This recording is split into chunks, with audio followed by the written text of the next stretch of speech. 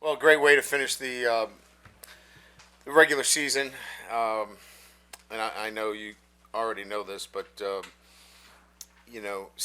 at home. We're really proud of that accomplishment. That was something that we talked about. Winning at home in Tiger Stadium is important to us. I think 13-1 over the last 2 years at home. That is something that we talk about and playing well at home. And I thought our guys, we said this on a number of occasions, and especially on the defensive side of the ball. We're not perfect. We have to grind, but I'm proud of their resolve.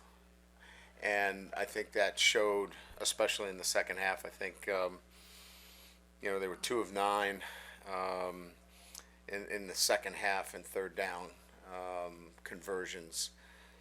We couldn't stop them. We couldn't get off the field in the first half. In the second half, they really made some plays. We got the pick, which was huge, converted that offensively.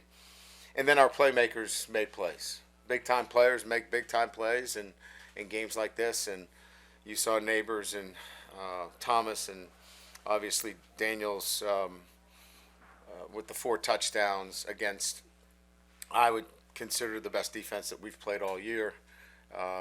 Just another incredible performance. So really proud of our coaches, really proud of our football team to come back and get a victory and get 9 wins and have a chance for 10 again. Was an important milestone for us. So with that, we'll open up to questions. It's that fourth quarter, you said big-time players, but crunch time, I think Jayden goes for 100 yards passing in that one. He had barely over 100 throughout the entire game. What did you see in that sense of urgency? Well, again, I think we made some plays defensively that I thought got some momentum. And then, quite frankly, I thought our offensive line kind of, stood tall, protected, and we won some one-on-one matchups. Became a little bit more predictable in terms of what was going to happen out there. They had tried some different things, obviously, with, dropping 8, and he hurt them running the football.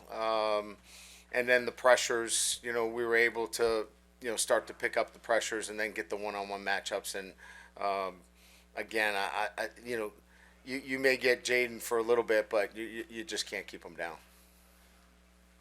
On the fourth down call, it looked like you thought about it for about less than a second. What was your thinking there? And at that point in the game, did you feel like that was necessary at that point? I felt it was necessary at that point, that we needed to convert in that situation. And, I was trying to get the attention of the offense, but our special teams coach was halfway on the field. So I had to get him off the field because there was no way in that situation we were going to give the football up. Coach, right here, maybe around the country, teams are going to see and fans are going to see the explosiveness of your offense, but what kind of pride do you and the rest of the staff take in being able to kind of grind out drives late in the game to ice games?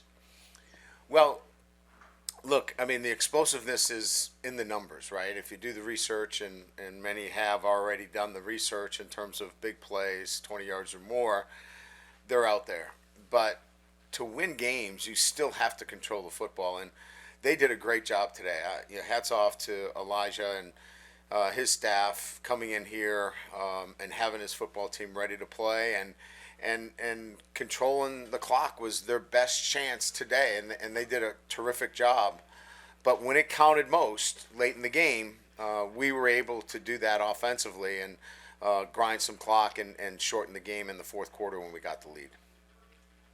Brian, when it comes to third down, I think A&M was 0 for its last 5. Was there a specific adjustment y'all made, maybe with Harold in particular, or something else that maybe attributed to that? Yeah, so we were getting overloaded in zones with their passing game. In particular into the short field, they were running vertical switch routes and then bringing a drive route back that we just couldn't match in our zone, and it was difficult in man coverage. So we went to a spy technique with Harold, and then we went to an old-fashioned 2-trail coverage where we just ran cover 2 behind it, and we just ran trail technique underneath. So we got underneath all of the receivers because they were, as you know, a lot of spot routes, a lot of curls, a lot of drive routes that we just couldn't match. And that we got 3 consecutive stops being in trail coverage. We hadn't run it all year.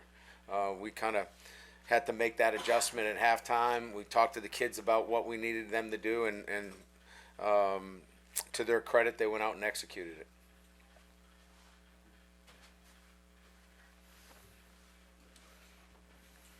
Coach, last year, Malik Neighbors didn't get off to the best start with those 2 missed punt returns. This year, he sets the record for LSU with receptions. Talk about his growth from last year to this year and see how much work he put in behind the scenes. Yeah, and again, it's the natural progression within this program that players are going to develop, and that when when it's time, for them to move to that next level, whether it's their sophomore year, junior year, senior year, you're going to see player development here. That's why I love coaching. That's why I'm in this business, because we're going to develop our players. And so he's part of a program where you're going to see player development. Our players are going to have their best year in their later years as they develop. We played a lot of freshmen this year, and there was some growing pains, especially on the defensive side of the ball. But they're going to be better for it next year, and we're going to see that tangibly in the way they play. Coach, not to jump too far ahead, but as Major Burns came off the field, you could see him taking extra time looking at the crowd before he walked through the tunnel. Malik had tears in his eyes. You gave Brian Harris Jr. a huge hug there at the end near the goal line. What kind of conversations do you have now with these guys in terms of the bowl game coming up with, players now decide not to play in bowl games to get ready for the NFL? Do you see any of that possibility, for the Tigers? Yeah, I'm sure some of them, will have to make some decisions as to whether they think it's in their best interest moving forward, whether they, stay or go. We've had preliminary conversations with all of our players relative to staying for another year, leaving for the NFL, playing in the game. So we've got a pretty good sense of, where our guys are at. And, for us, it's about information. It's about making sure they make the best decision for themselves and for their future. So we're going to be in good shape no matter what happens, regardless of who the player is. Again, I think we've done a pretty good job. We'll do some more meetings this week. We'll have exit interviews with all of our players, and then probably have even a stronger feeling about, where our players are at relative to the next step. Yeah, Brian, what do you think that the Heisman voters will take away from the final impression of Jayden today? What did you think they would take away? Well, I arguably would say that this, first of all, it's a top 10 defense in the country. I think their defensive line is outstanding. And he had 4 touchdown passes. You throw for 4 touchdown passes against a defense, you put up 42 points. It sure as heck can't hurt you. And then obviously running the way he did, I just think he just strengthened his case for the Heisman. Coach has time for a couple more, Cobble. Coach, it's that time of year where some jobs get opened up. Obviously, you've been a pretty attractive name considering what you've been able to do here. How do you approach that? Yeah, I've been in this for 30-something years. What's that, like 200 and something dog years? It's a long time. I feel that way sometimes.